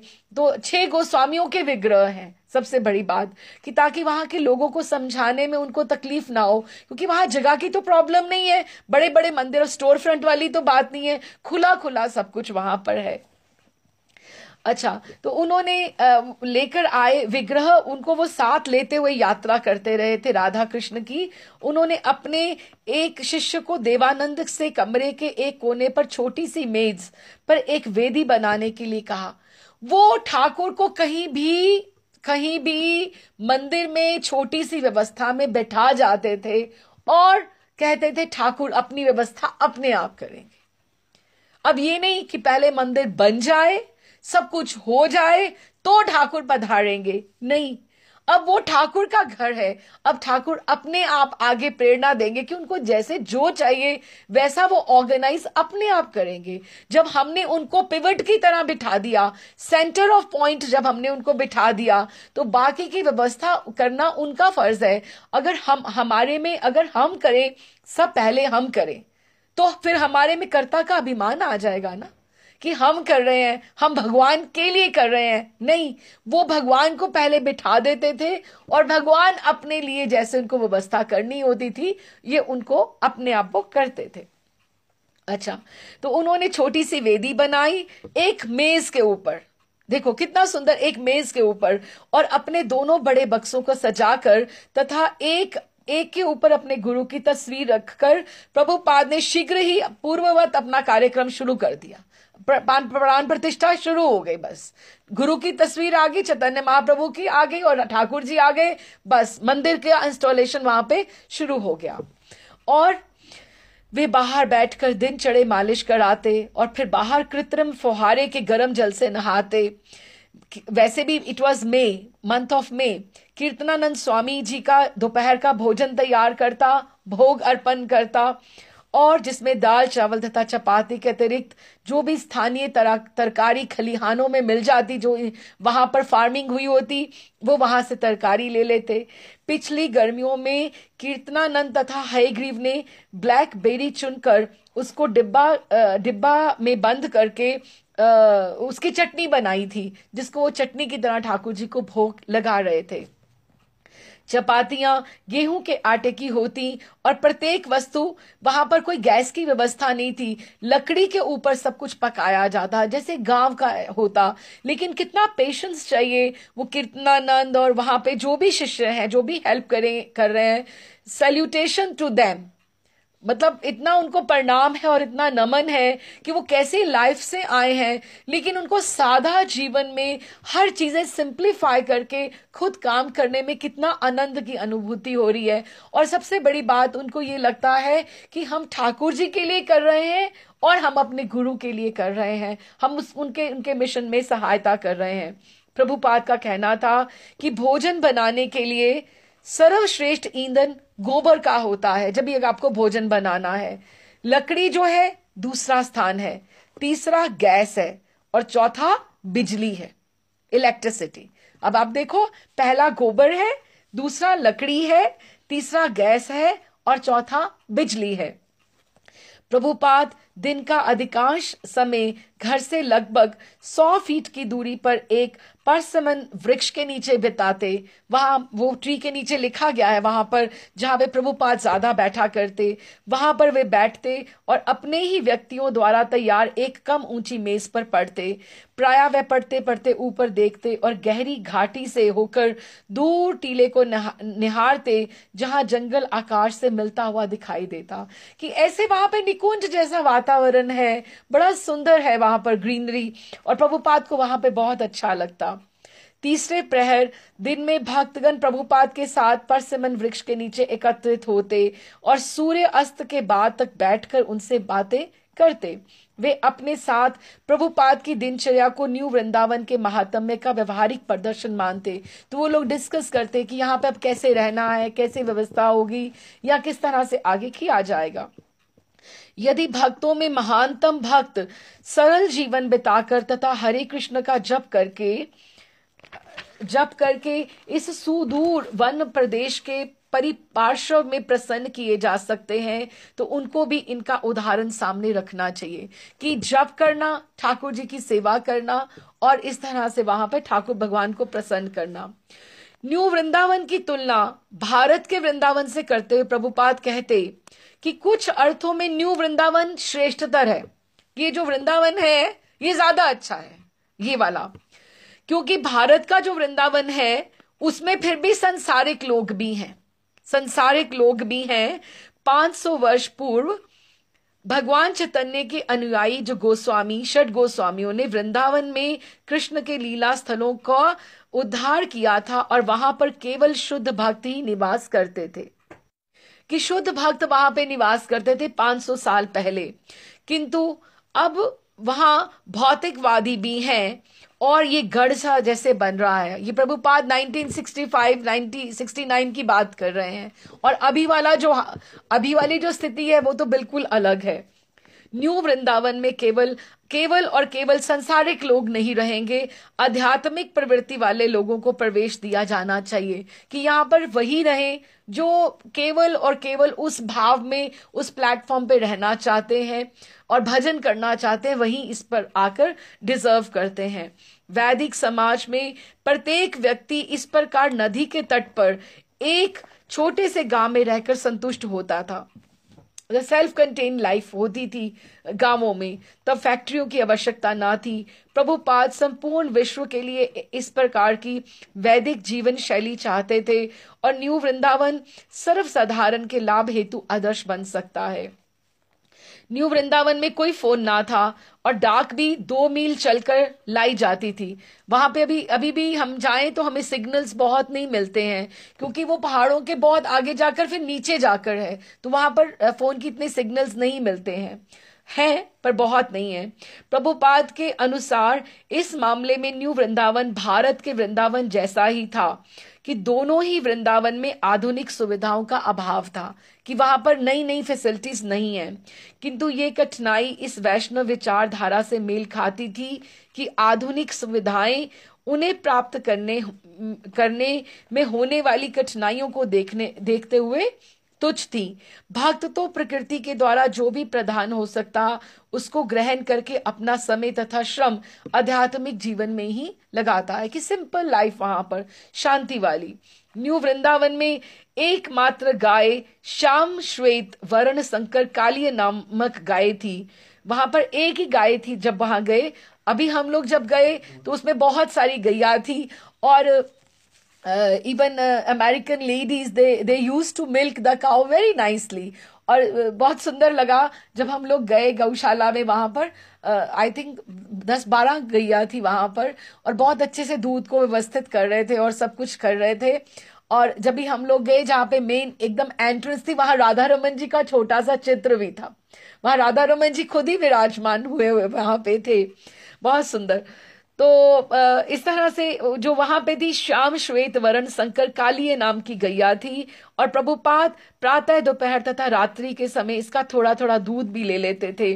वे कहते थे, मैंने इतने सालों में इतना स्वाद दूध कभी नहीं चखा, क्योंकि प्योरिटी वहां पे जिस तरह सा वातावरण है, तो उस हिसाब से उन्होंने भविष्यवाणी की कि एक ना एक दिन न्यू वृंदावन में भी बहुत सी गैया हो जाएंगी और उनके वो दुग्ध से भी परिपूर्ण होंगी और दुग्ध धारा से यहाँ चारागाह सिक्त हो जाएगी, क्योंकि इतना दूध हो जाएगा, इतनी यहाँ पे गैया हो जाएंगी। यद्यपि पश्चिम के लोग, अभी ये तभी प्रभुपाद ने तभी उस समय की बात करी है, यद्यपि पश्चिम के लोग गो हत्या जैसे महापाप तथा इसके दुखमय परिणामों के प्रति अंधे बने हुए हैं कि उन्हें ये नजर नहीं आ रहा कि गैया का हत्या नहीं होनी चाहिए और उसकी पूजा होनी चाहिए। अंधे बने हुए हैं कि दे आर जस्ट ब्लाइंड और deaf to these things what are happening. किंतु न्यू वृंदावन विश्व के समक्ष गौ रक्षा और दुग्ध उपयोग के सामाजिक, नैतिक तथा आर्थिक लाभों को प्रदर्शित करेगा कि इतना दुग्ध बढ़ जाएगा कि यहां से सप्लाई होगी दूध की। वो उस तरह से प्रभुपाद कह रहे थे कि आर्थिक व्यवस्था उस तरह से होगी, ना कि गाय को मारकर उसका मांस खाने की, ये नहीं, बल्कि यहाँ की अपना फ्लरिश होगा। प्रभुपाद चाहते थे कि न्यू वृंदावन के भक्त यहाँ पे कुटीर बनाएं, यहाँ पे कुटिया बने। वे चाहते थे कि अनेक मकान हो, भले ही वे आदिम ही क्यों ना हो, कि छोटे छोटे ही चाहे क्यों ना हो, छोटे छोटे घर होने चाहिए यहाँ पर आकर जैसे व्यवस्था हो रहने की। अतः उन्होंने पकाई मिट्टी की सरल संरचना के लिए एक योजना बनाई। वे कृष्ण भावना की एक पाठशाला भी यहाँ चाहते थे कि बच्चों के लिए यहाँ पर एक होना चाहिए, जिसके लिए उपयुक्त स्थान जो है वो देहात ही होगा इस तरह से।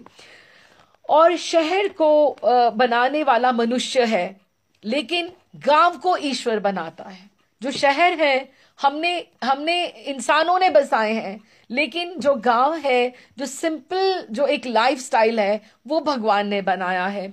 वे अंग्रेजी कवि कपूर की पंक्तियों का अनुवाद करते हुए कहते, तरुण छात्रों ये कि देहात को ईश्वर बनाता है।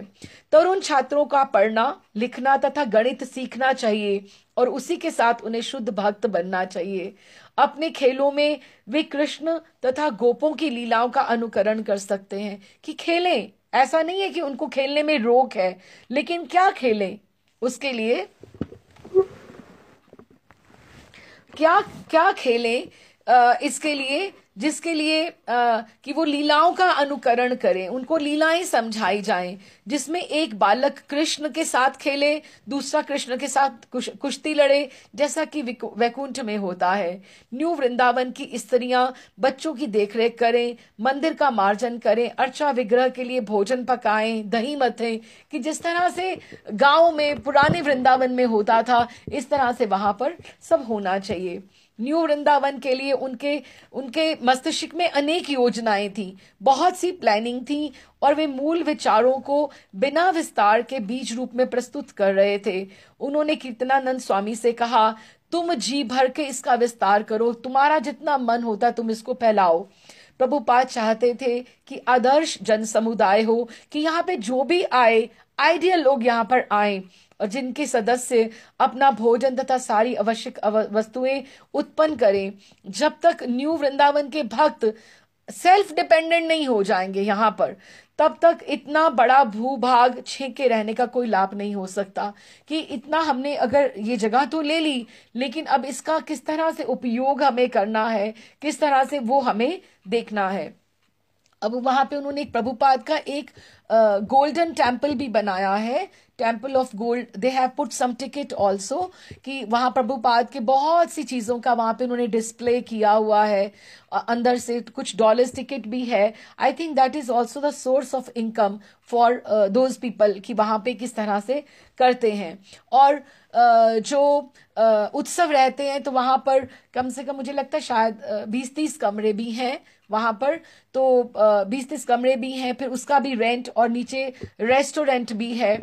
वो जो सारा का सारा होता है, वो सारा का सारा मंदिर में उसका जाता है कि सेल्फ सस्टेन हो जाए, इस तरह से चलना। शॉप भी बहुत अच्छी, हाँ, शॉप शॉप वगैरह, हाँ गिफ्ट शॉप बहुत अच्छी है वहां पर, जैसे हमारे मंदिर में इधर है उससे भी ज्यादा। इवन वृंदावन के जो क्लोथ्स होते हैं, धोतियां, साड़ियां, और बहुत सुंदर सुंदर। हाँ जी। तो उन्होंने कहा कि कीर्तनानंद स्वामी को बोला कि तुम इसका विस्तार करो और तुम यहाँ इसको देखो कि ये किस तरह से आत्मनिर्भर होना चाहिए।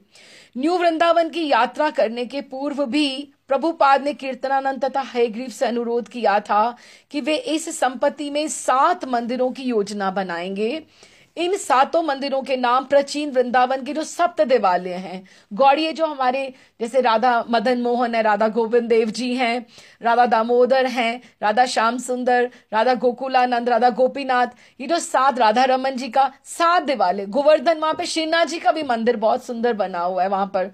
तो इस तरह से चाहे छोटा छोटा है, उन्होंने छोटा छोटा प्रोविजन किया हुआ है, जैसे छोटा सा इधर गोवर्धन दिखा दिया, छोटा सा वहीं पे श्रीनाथ जी का दिखा दिया, लेकिन प्रोविजन है, बड़ी सुंदर सेवा है वहां पे, छोटा छोटा है वहां पे। तो इस तरह से उन्होंने कहा 7 मंदिर यहाँ पे गौड़िए होने चाहिए। और प्रभुपाद ने कहा कि इन मंदिरों के लिए वे स्वयं राधा कृष्ण अर्चा विग्रह प्राप्त करेंगे कि किस तरह से आगे इंस्टॉल करना है। प्रभुपाद को न्यू वृंदावन छोड़ना लाजमी था, क्योंकि लंदन, लॉस एंजलिस तथा सैन फ्रांसिस्को से प्राप्त होने वाले पत्रों के कारण उन्हें यात्रा के लिए बाध्य होना पड़ा। कि उन्हें लंदन से भी आ रहा था वहां पे कि किस तरह वहां कैसा चल रहा है, और लॉस एंजलिस से भी। विदाई के दिन न्यू वृंदावन के भक्तों ने ये कह कहकर उन्हें तंग कर दिया कि वे नहीं जा सकते। कीर्तनानंद स्वामी कीर्तनानंद स्वामी ने तो यहां तक कह डाला कि वे उनका रास्ता रोक लेंगे, किंतु प्रभुपाद ने समझाया कि तुम अपने गुरु के साथ तुम ऐसा नहीं कर सकते। कीर्तनानंद स्वामी तथा न्यू वृंदावन वासियों के साथ साथ प्रभुपाद वन मार्ग से होकर जाने लगे। न्यू वृंदावन का ग्रामीण अंचल हरा भरा था। ग्रीष्म की वायु गर्म और नम थी। प्रभुपाद मौन थे। वे यहाँ भक्तों को उत्साह देने आए थे और बहुत स्वयं भी उनको बहुत अच्छा लगा था यहाँ पर आकर, वो स्वयं भी उत्साहित हुए थे। यहाँ पर वैसा ही सरल और ग्राम्य जीवन था जैसा कि कृष्ण ने भूमि तथा गांवों पर आश्रित रहकर बिताया था। अभी तो यहाँ कुछ ही भक्त थे, किंतु कृष्ण की दया से इनकी संख्या बढ़ती जाएगी। प्रभुपाद तथा कीर्तनानंद वन मार्ग पर बिना कुछ बोले साथ साथ जा रहे थे, किंतु उनका पारस्परिक ज्ञान जो था वो गंभीर था। मुझे लगता है कीर्तनानंद को यहीं छोड़कर जा रहे हैं प्रभुपाद, तो आपस में वो कुछ जैसे कुछ बात नहीं कर रहे आपस में, और बिल्कुल इमोशनल होके दोनों चल रहे हैं। प्रभुपाद ने उन्हें कोई विशेष शिक्षाएं नहीं दी थी, कुछ बल्कि उठते बैठते कुछ शब्द कहे थे, संकेत दिए थे और सुख मुख से भाव प्रकट किए थे कि ऐसा होना चाहिए, ऐसा होना चाहिए। किंतु कीर्तनानंद उनके भावों से जान गए थे कि न्यू वृंदावन उनके गुरु को अत्यंत प्रिय है और उन्हें भी प्रिय होना चाहिए। प्रभुपाद ने उन्हें आश्वस्त किया कि न्यू वृंदावन के वासी हरे कृष्ण जप में केंद्रित होकर अर्चा विग्रहों की सेवा करते हैं, गैया की रखवाली करते हैं, इसलिए कृष्ण समस्त अवरोधों तथा कठिनाइयों से भक्तों की रक्षा करते रहेंगे। कि जहां पर ठाकुर जी की पूजा होगी, गैया की सेवा होगी। अब ये देखो, ये मॉरल वैल्यूज जो प्रभुपाद तब बोल रहे हैं, आज भी सेम वही बातें हैं कि जहां पर गैया की पूजा होगी और जहां पर ठाकुर जी की अर्चा का विग्रह होगा, वहां कोई भी कठिनाइयों से भक्तों की रक्षा प्रभु हमेशा स्वयं करते हैं। 2 मील की सैर के अंत में प्रभुपाद अपने अनुयायियों से घिरे हुए उस कार के निकट खड़े थे जो उन्हें पिट्सबर्ग के हवाई अड्डे तक ले जाएगी, जहां से वे लॉस एंजलिस जा रहे थे। उनके सूटकेस, जिन्हें बैलगाड़ी से लाया गया था, कार के समान कक्ष में लादे गए और प्रभुपाद पिछली सीट पर जा बैठे। हरे कृष्ण और प्रभुपाद की जय की ध्वनियों के बीच कार ग्रामीण मार्ग पर आगे बढ़ी और प्रभुपाद अपनी माला पे हरे कृष्ण का जप करते रहे। मेरे ख्याल में कीर्तनानंद यहीं रह गए, लेकिन इन्होंने भी एकदम क्लियर नहीं किया है, आगे शायद हमें पता लगे। प्रभुपाद को लंदन से, अब ये देखिए ना, बाकी सब सेंटर चल रहे हैं, 15 तो हो गए, अब ये न्यू वृंदावन का अगला हुआ, और लंदन में वो लोग कोशिश कर रहे हैं, जो हमने पढ़ा जहां से हमने शुरू किया कि लंदन में वो लोग 6 जन गए हुए हैं। प्रभुपाद को लंदन से उनके 6 शिष्य नियमित रूप से पत्र लिखते रहते थे। कम रुपया पैसा होते हुए भी शहर के विभिन्न भागों में पृथक दंपतियों के रूप में निवास करते हुए, अब उनके पास मतलब इतना मीन्स तो थे नहीं वहां पर, और वो एक जगह पे नहीं रह रहे थे, अलग अलग जगह पे रहकर अपने हिसाब से कोशिश कर रहे थे। उन्होंने प्रभुपाद के पत्रों से उन्हें परम प्रेरणा प्राप्त होती थी, और वे उनके आदेशों को बारंबार वांचते रहते थे कि प्रभुपाद ने कैसे कहा है, कैसे करना है। और वो उस दिन का स्वप्न देखते कि हम कुछ ऐसा करें, हमारे हाथ जरा सा कुछ लगे तो हम प्रभुपाद को लंदन बुलाएं, क्योंकि अमेरिका में फिर भी उनको थोड़ा थोड़ा करते करते एक एक सेंटर खोलने में ऐसी दिक्कत नहीं हो रही थी, लेकिन लंदन में उनको अभी पांव अपने जमाने थे। वो कोशिश कर रहे थे कि कुछ ऐसा हमें मिल जाए प्रोग्राम का कुछ, ताकि हम उनको बुला सके। यद्यपि इन 3 दंपतियों को सैन फ्रांसिस्को में कृष्ण भक्ति मनोरंजन लगी थी कि दे वर एंजॉयिंग इट ऑल्सो, पर किंतु इंग्लैंड में उन्हें ये अधिकाधिक कठिन प्रतीत हो रही थी कि वहां मुश्किल थी, अमेरिका जैसा नहीं था। विदेशी होने के कारण भक्तों को किसी प्रकार, एक तो उनके पास वेतन प्राप्त करने की अनुमति नहीं थी, ऐसे उनके पास परमानेंट जॉब नहीं थी, और वे कुछ एक परिचितों के अतिरिक्त अन्य किसी को जानते भी नहीं थे वहां पर। यद्यपि वे एक साथ रह नहीं सकते थे, किंतु अपने मनोबल तथा कृष्ण भक्ति को ऊंचा बनाए रखने का प्रयत्न कर रहे थे कि उनका डिटर्मिनेशन, मनोबल इतना था कि कोशिश कर रहे थे कि हम यहां पर कुछ कर पाए। अब तब शीत ऋतु से संघर्ष करते हुए लंदन के भक्तों, हाँ जी, तो यहां से वो किसी को बहुत जानते नहीं थे और बहुत कोशिश कर रहे थे वहां पर अपना मनोबल ऊंचा रखते हुए भक्ति कर रहे थे। जब शीत ऋतु से संघर्ष करते हुए लंदन के भक्तों को उसके मध्य में एक सुअवसर प्राप्त हुआ, उनकी भेंट बीटल्स के जॉर्ज हैरिसन से हुई। बीटल्स एक वहां पे जैसे ग्रुप्स, बैंड ग्रुप्स थे वहां पर, बीटल्स का बहुत फेमस था वहां पे जॉर्ज हैरिसन का, वहां से उनसे उनकी भेंट हुई। ये भक्त बहुत समय से हरे कृष्ण कीर्तनों के लिए बीटल्स को आगे लेकर आना चाह रहे थे, क्योंकि जैसे अमेरिका में उनको हिप्पीज का क्राउड मिल गया था, और वहां पे उन्हें बहुत सारे म्यूजिशियंस उनके साथ ज्वाइन हो गए थे। तो वो भी इस तरह से वो यही टारगेट कह रहे थे कि हमारे महामंत्र के लिए, क्योंकि उनके पास बहुत ऐसा लिटरेचर एकदम से तो कोई इंटरेस्टेड होगा नहीं, तो उनको ये मन था कि हम ऐसे म्यूजिशियंस को आगे लेकर आए जो यहाँ पर फेमस हैं, ताकि हम उनके साथ हम अगर जुड़ जाएं तो हमें भी एक वहां पे जैसे आउटलेट मिल जाएगा, उनके साथ एक और प्लेटफॉर्म मिल जाएगा। And it was a very intelligent move. और वो चाहते थे कि वहां पे बीटल्स, क्योंकि उस समय बहुत फेमस थे जॉर्ज हैरिसन। हम लंदन का ये पढ़ के इंग्लैंड में किस तरह से इस्टेब्लिश होता है तो फिर हम विश्राम करेंगे। अच्छा, बीटल्स के जॉर्ज हैरिसन से उनकी भेंट हुई। ये भक्त बहुत समय से कोशिश कर रहे थे कि हरे कृष्ण के लिए बीटल्स को आगे लेके आना चाहिए, जैसे उन्होंने रॉक मंत्र किया था, तो उन्होंने उनको म्यूजिशियंस को बीच में लेकर आए थे जो लोकल म्यूजिशियंस थे, ताकि उनका कंटेक्ट आम जनता से है, तो उनका वो प्लेटफॉर्म यूज करके वो आगे बढ़ सकते थे। एक बार उन्होंने सेब की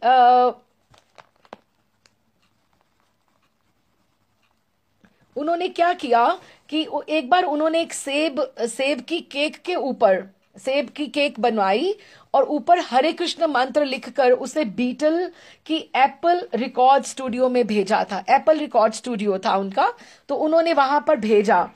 दूसरी बार उन्होंने चलते फिरते चाबीदार सेब के ऊपर, क्योंकि एप्पल था,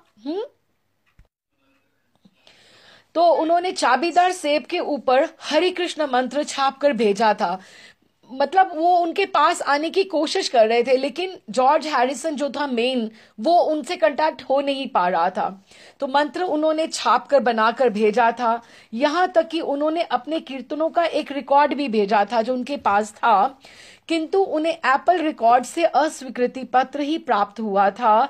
अतः जब श्याम सुंदर की भेंट अकस्मात विश्वविख्यात, मतलब ये 3 बार ये कोशिश कर चुके हैं लेकिन जॉर्ज हैरिसन से उनका कांटेक्ट नहीं हुआ, लेकिन जब श्याम सुंदर की भेंट अकस्मात विश्वविख्यात जॉर्ज हैरिसन से हो गई तो एकदम से लगा कि सब कुछ ठीक हो गया है। ये कृष्ण के द्वारा की गई विशेष व्यवस्था थी।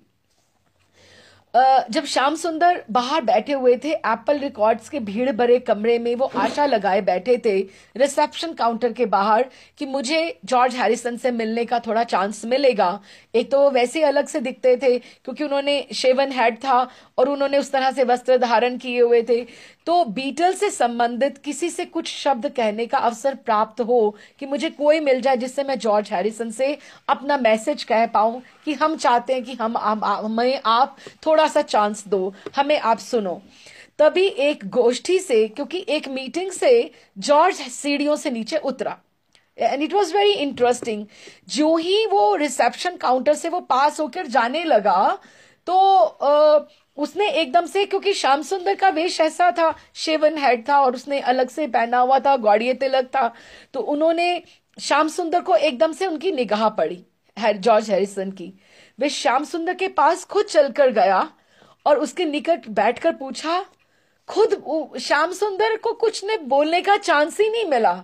जॉर्ज हैरिसन आगे कहने लगा, आप कहाँ थे?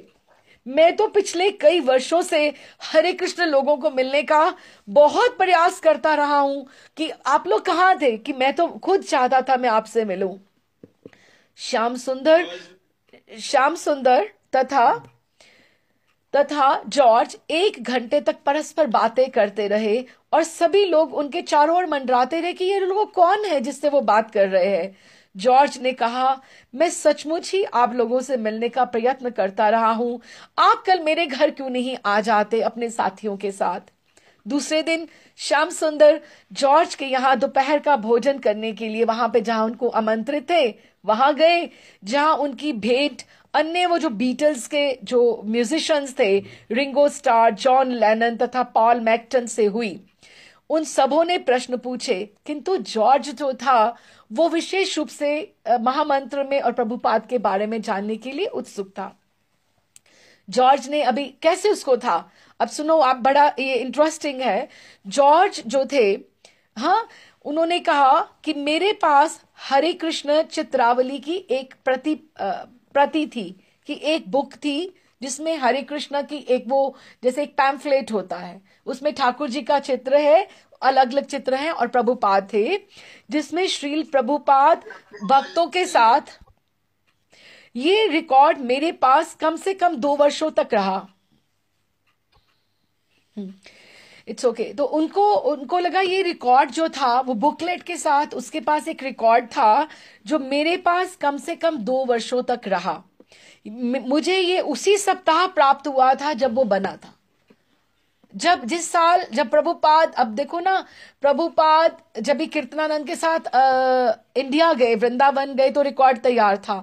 ये उसी साल उसको जॉर्ज हैरिसन को मिल गया था और जब बना था, और मैं जब घर पे रिलैक्स करता था मैं इसी को बजाता था, इसी को सुनता था, महामंत्र को। तो जॉन तथा मैं दोनों ही इसे सुनते थे। John, I think she is the wife George Harrison की। मुझे स्मरण है हम कई दिनों तक इसे गाते भी रहे, महामंत्र को अलग अलग धुनों में हम गाते रहे। जब हम ग्रीक द्वीप समूहों से होकर यात्रा करते रहे तो हम लोग इसको गाते भी थे। इस तरह श्याम सुंदर, गुरुदास तथा मुकुंद से भेंट होने के बहुत पहले से मैं हरे कृष्ण मंत्र का तो कीर्तन करता रहा हूं। This is not new to me. मैं 2 साल से I had been looking for you people. Hare Krishna मंत्र सुनकर मुझे इतनी प्रसन्नता होती थी और मेरे पास रिकॉर्ड की अभी भी वही प्रति है। और मैं प्रभुपाद के विषय में जानता था क्योंकि मैंने उस एल्बम के चित्रों के नीचे उनके लिखे परिचय पढ़े हैं कि वो कहाँ से आते हैं, किसको बिलोंग करते हैं, कि मैंने वो सब पढ़ा था। अब ये देखो चीजें जो है, लिखा हुआ लिटरेचर जो है, बुकलेट्स है, ये हेल्प हो रहा है ना, उससे कंटैक्ट्स एस्टैब्लिश हो रहे हैं। वो जो रिकॉर्ड भी हुआ उसने भी तो पहले जाकर इंग्लैंड में प्रभुपाद या श्याम सुंदर के जाने से पहले ग्राउंड बना दी थी वहां पर। तो लेकिन एक समय होता है कि जब आने से वो सारी की सारी जो है एकदम चीजें जुड़ जाती है, संयोग तब सफल हो जाता है। तो भारत हो आने के कारण, क्योंकि मैं भारत जाता रहता हूं, वेशभूषा तथा घुटे सिरों से कि शेवन हेड से मैं बता सकता हूं कि ये भक्त कहाँ के हैं, कि ये तिलक कहाँ का है, तो मुझे समझ में सब आता है।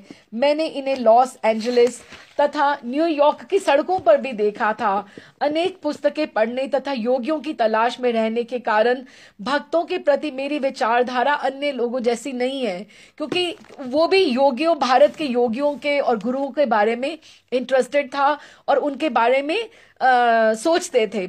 अब यही बात है कि भारत के लोग चाहे वो ज्यादा मटीरियलिस्टिक लाइफ के बारे में प्रोग्रेस करना चाहते हैं, उनको चाहे योगियों और गुरुओं के बारे में या अपनी संस्कृति सभ्यता के बारे में इतनी रुचियां ना हो, लेकिन बाहर के लोग जो मटीरियलिस्टिक लाइफ को, वो प्लेजर्स को जो भोग चुके हैं, उनसे थक चुके हैं, वो इधर की तरफ आना चाहते हैं। तो वो पहले ही कोई ढूंढ रहा था। मैं इस बात से अवगत था कि ये तो बहुत हरे कृष्ण वाले बहुत अधिक संयम अपने ऊपर रखते हैं, यथा कॉफी, चॉकलेट, चाय आदि तक भी ग्रहण नहीं करते हैं। श्याम सुंदर नियमित पर बहुत प्रसन्न हुआ और उसके बाद उसकी धीरे धीरे जॉर्ज के साथ भेंट होने लगी। शीघ्र ही वे दोस्त बन गए। जॉर्ज ने, अब देखो, जो कि महर्षि महेश योगी के द्वारा, अब महेश योगी बहुत बड़े योगी हुए हैं, उन्होंने बहुत बहुत लिटरेचर, उनकी बुक्स भी बहुत अच्छी लिखी गई हैं। बहुत देर पहले नहीं, कितने साल पहले, थोड़ी देर पहले ही हुए हैं, बहुत अच्छे। तो उन्होंने कहा कि उन्होंने मुझे एक मंत्र दिया था, मैं उसका अभ्यास कर रहा था। पहली बार भक्ति योग तथा वैदिक दर्शन के विषय में महेश योगी से ही मैंने सुनना प्रारंभ किया था। वे श्याम सुंदर, गुरुदास तथा मुकुंद से अपनी आध्यात्मिक खोज तथा कर्म की प्राप्ति के विषय में मुक्त भाव से बातें करता। उनको लगता था, चाहे अभी वो बीटल्स इतना फेमस है, वहां पे he is a celebrity George Harrison, लेकिन उनको लगता था कि मुझे अपनी रुचि के लोग मिल गए हैं, ऐसे फ्रेंड्स मिल गए हैं जिनसे मैं स्पिरिचुअल प्लेटफॉर्म पर आकर बात कर सकता हूं कि लाइफ का रियल पर्पस क्या है, हमारा लक्ष्य क्या है, जीवन मरण का हम साइकिल किस तरह से तोड़ सकते हैं। जॉर्ज कहने लगा, भारत में मेरी भेंट एक योगी से हुई जिसने कहा तुम सचमुच भाग्यवान हो। अब ये देखो कितनी सुंदर बात है।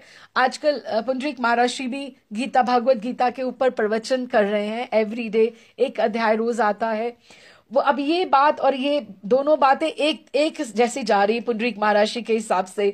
देखो, तुम्हारे पास तारुण्य, यश, धन, स्वास्थ्य सब कुछ ही है, सब कुछ है, किंतु इतना ही पर्याप्त नहीं, तुम इसके अतिरिक्त और भी कुछ जानना चाहते हो। अब ये देखो कितनी ये बड़ी बात है।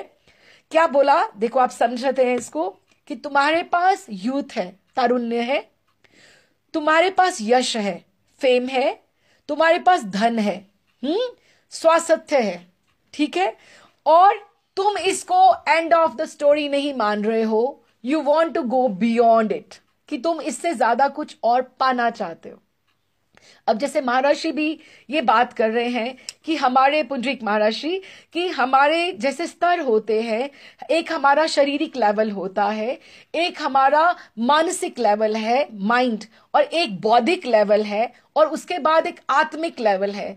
ये जो हमारी ये जो स्तर है, शारीरिक है, हमारा मानसिक है, बौद्धिक है, बुद्धि के साथ, ये मन का हो गया, माइंड एंड इंटेलेक्ट, और एक आत्मा का लेवल है।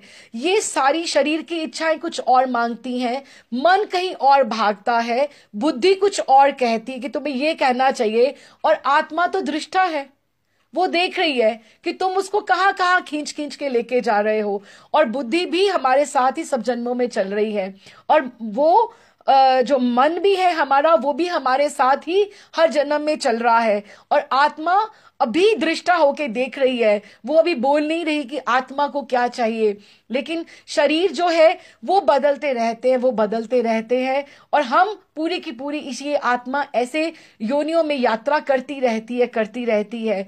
लेकिन अगर शरीर से और बौद्धिक और मानसिक और के लेवल से हम उठकर अगर हम आत्मा को देखें कि हमारे आत्मा का लक्ष्य क्या है, सारी चीजें अलाइनमेंट, अगर एक जैसे गाड़ी का स्टीयरिंग कोई इधर भागता है कोई उधर भागता है, अगर एक दिशा में अगर ये सारा चले तो ही हम जीवन का जो साइकिल है लाइफ एंड बर्थ का वो तोड़ सकते हैं। क्योंकि हम शारीरिक पे सोचेंगे, मानसिक पे, बौद्धिक पे, तो आत्मा क्या करेगी?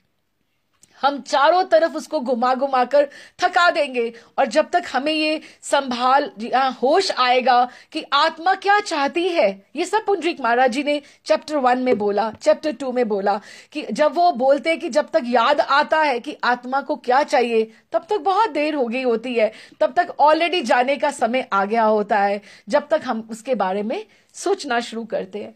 तो यही बात उन्होंने सेम यहां कही कि तुम्हारे पास तारुण्य है, यूथ, फेम, मनी, वेल्थ, स्वास्थ्य, गुड हेल्थ, लेकिन सबसे अच्छी बात है you want to know something beyond it.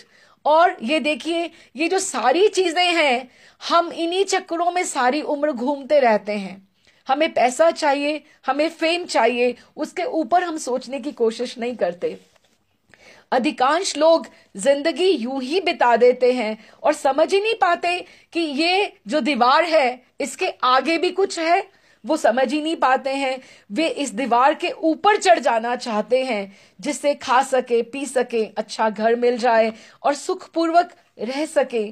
किंतु जॉर्ज हैरिसन कहता है, मैं बहुत भाग्यवान हूं, मुझे उस योगी ने कहा कि मैं बहुत फॉर्चुनेट सोल हूं जो मैं समय से ये समझ रहा हूं कि समय से मतलब when I am young, I am energetic, मेरे पास अभी एनर्जी है कि मैं अपने बचे खुचे जिंदगी को मैं किसी ढंग से किसी चैनल के ऊपर दिशा में लगा सकता हूं। अलाइनमेंट बहुत जरूरी है। तो उन्होंने कहा समय से ये मैं समझ सक रहा हूं कि जीवन में इससे कुछ परे भी है। और जबकि अधिकांश लोग यही मर खप जाते हैं, भौतिक पदार्थों को प्राप्त करने के प्रयास में ही बुढ़ा जाते हैं कि वृद्धावस्था जो जरा है, वो उनकी जो बुढ़ापा है इसी चीजों में ही आ जाता है, और ताकि उनके पास समय शेष नहीं रहता है। तो उन्होंने कहा 1967 में हैट एशबरी की यात्रा के पश्चात जॉर्ज अपने आप को LSD संस्कृत का परिवर्तन करने के लिए दोषी मानने लगा था। अब अभी ये भी एक पॉइंट है, हमें समझ के चलना चाहिए कि बीटल्स जो ग्रुप था लंदन में तो फेमस था, अमेरिका में भी था, ठीक है। तो उनको क्या था कि इन्होंने कुछ इस तरह से गीत लिखे गए थे जिसको वो आगे आगे गाते थे, जो हिप्पीज का बहुत ज्यादा में पॉपुलर हो गए थे। तो जॉर्ज हैरिसन कहीं ना कहीं जो हिप्पी मूवमेंट है उसके लिए अपने आप को दोषी मानता है, कल्प्रिट मानता है, क्योंकि वो कहता है कि मेरे जो लिखे गीत हैं वो उनमें इतने पॉपुलर हो गए कि उन्होंने ये सब कुछ छोड़ दिया। और अब उसका रेमेडी क्या आ रहा है? प्रभुपाद ने या भक्तों ने उसकी रेमेडी क्या कहा है कि अगर तुम मानते हो कि तुम इसके दोषी हो तो तुम्हें इसका प्रायश्चित क्या करना चाहिए? तुम्हें ठाकुर जी की रुचि के लिए, ठाकुर जी की सेवा के लिए, ठाकुर जी की प्रशंसा एप्रिसिएशन के लिए तुम अगर कुछ लिखोगे तो तुम उस अपराध से तुम्हारी मुक्ति हो जाएगी। अब देखो ना, जो आया ना कि वो हिप्पी मूवमेंट उधर हुई, ये अपने आप को दोषी मान रहा है जॉर्ज हैरिसन। अब इसका प्रायश्चित कैसे होगा कि अगर वो उनके लिए कुछ लिखता है उसके उधर। हाँ, एक मिनट। 1967 में हैट एशबरी की यात्रा के पश्चात जॉर्ज अपने आप को LSD संस्कृति का परिवर्तन करने के लिए दोषी मानने लगा था। उसे ऐसा लग रहा था कि हैट एशबरी के हिप्पी सर्जनशील कारीगर हैं किंतु जब उसने उन्हें बावरी के वेस्ट कोस्ट प्रसार क्षेत्र में गंदे तथा फटे हाल देखा तो उसे लगा उनकी ये स्थिति के लिए वे जिम्मेदार है, उत्तरदायी है। उसने निश्चय किया कि वे अपने प्रभाव का उपयोग ऐसी पुस्तकें लिखेगा, ऐसे गीतों को गाने में लगेगा जो निरे चेतना प्रसारी तथा काम वासना से संबंध ना हो, क्योंकि जो उसने पहले गीत लिखे थे दे वर अ बिट वल्गर और वो काम वासना को उत्तेजित करने वाले थे। जिस तरह से हिप्पी उसको गा रहे थे और उसमें ज्यादा इनग्रॉस्ड हो रहे थे, तो उसे लगा वो ऐसा कुछ लिखेगा जो उनको रियलाइजेशन के लिए वो आगे ऊपर लेके जाए। उसे अनुभव हो रहा था कि वे अपने पूर्व जीवन के कर्मों के कारण वे अपने भारतीय आध्यात्मिक में अधिक रुचि ले रहा है। उसको लगता था कि मेरा कोई ऐसा संस्कार है इंडियन कल्चर के साथ और इंडियन वो रिलीजन के साथ जो मेरा मन इधर की तरफ बढ़ रहा है। जॉर्ज कहते हैं, मुझे कृष्ण भाते हैं। मैं सोचता हूं कि मेरा पिछला जन्म का ये कोई फल है जो मुझे ठाकुर जी अच्छे लगते हैं। अतः मेरे को ऐसा लग रहा है आप लोगों से मिलने के बाद कि मेरे लिए द्वार खुल रहा है, किंतु ये एक पहेली जैसा लग रहा है और जैसे कि अभी पूरा चित्र नहीं बना है और मुझे अभी थोड़े थोड़े खंड चाहिए और ये जिक्सॉ जो पजल होती है कि ये हुआ और प्रभुपाद के आने से ये सब कुछ सॉल्व हो जाएगा। हम यहां से अगली बार से पढ़ेंगे। क्योंकि अब आप देखो कि अब ये भूमिका तैयार हो रही है कि जॉर्ज हैरिसन इन लोगों को मिल गया है और उसको ऑलरेडी इंटरेस्ट है और वो अपने आप को ऑलरेडी वो कल्प्रेट मान रहा है कि उससे ये कार्य हुए हैं और वो इससे अपने आप को उभारना चाहता है। तो इस तरह से अगली बार कैसे जॉर्ज हैरिसन अपना कंट्रीब्यूशन देगा इस्कॉन में और प्रभुपाद कैसे आएंगे और किस तरह से लंदन में इंग्लैंड में इस्कॉन इस्टेब्लिश होगा, उसकी रूट्स होंगी जॉर्ज हैरिसन की हेल्प से, वो फिर हम अगली बार पढ़ेंगे। बोल श्रील प्रभुपाद की जय जय जय।